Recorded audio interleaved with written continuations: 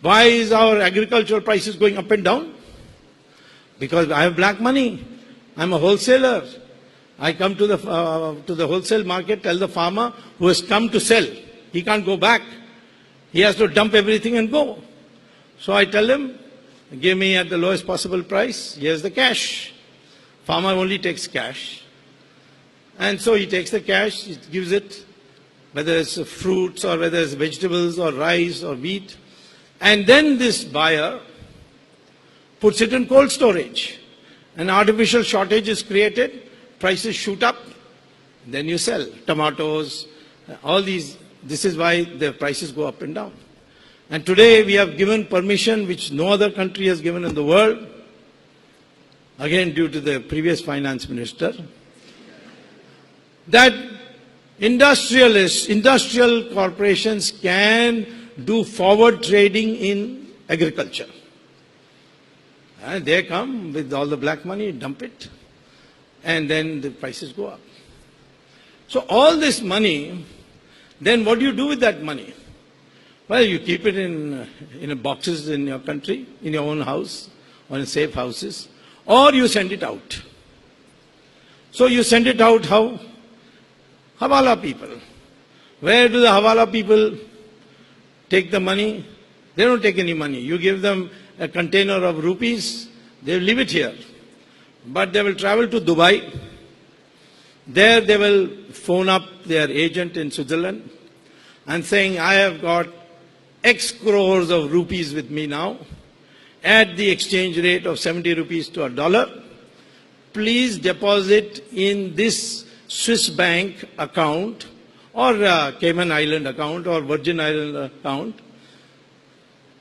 in this numbered account. So he gives the name of the number of the account.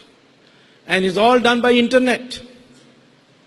So they deposit in the account dollars. And then when somebody from that foreign country wants to come to India and doesn't want exchange rate of 68 but wants an exchange rate of 70, the same Hawala chap says, okay, I've got a container, I'll give it out of that. And you pay me 70 rupees per dollar. So this is the way it is being done. Now, you can't do a transaction of this kind in Dubai unless you inform Dawood Ibrahim and unless you inform the ISI of Pakistan. That means Pakistan knows who is depositing how much money in which bank account, because the Hawala man to survive has to tell that to the Pakistanis in Dubai. Look at the control they get over our society. Why is it that people in our country in high places all the time pleading for normalcy with Pakistan, particularly cinema stars? Because they know Pakistan can publish one item in the newspaper and they'll be finished in this country.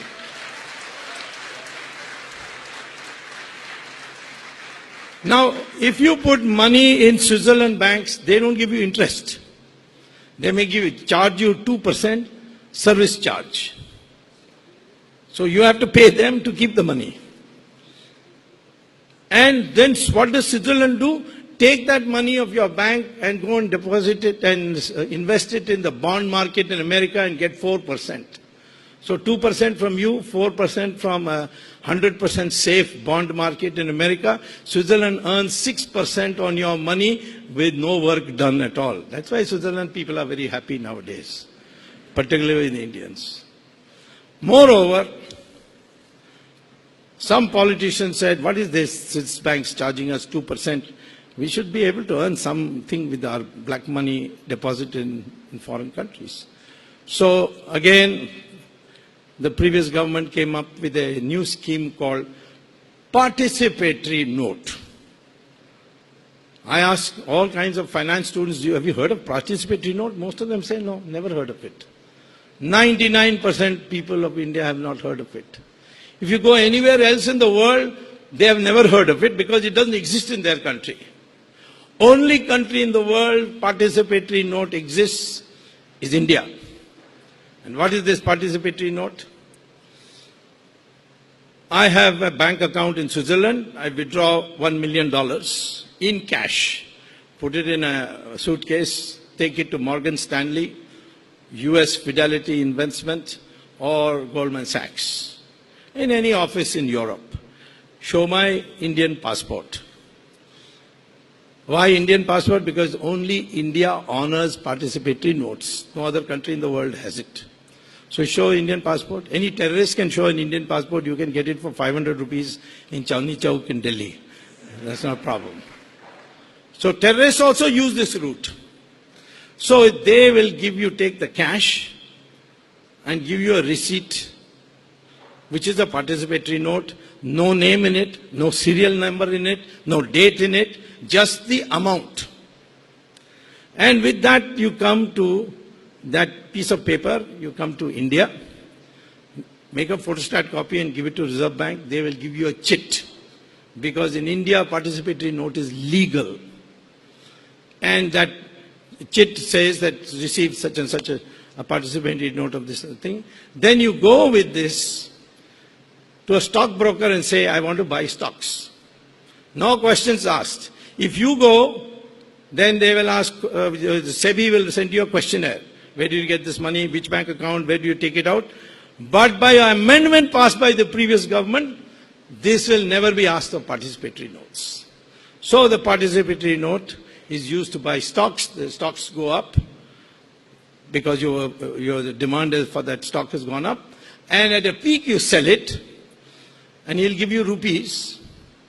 You take those rupees and pay 30% capital gains tax, and the Reserve Bank will give you dollars. Now it is white dollars, not black dollars, and you go back.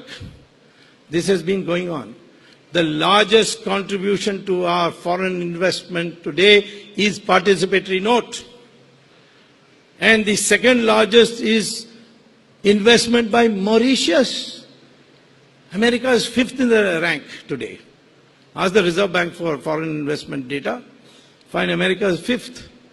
First is participatory note. Second is Mauritius. Why Mauritius? Because against the previous government thought up a new brilliant idea. And the new brilliant idea was this, that why should we pay 30% capital gains tax? So if Mauritius Mauritius companies invest in India, in the stock market, then poor Mauritius, they're all overseas Indians, they were originally Bihari laborers whom the British took. So no capital gains tax on Mauritius companies.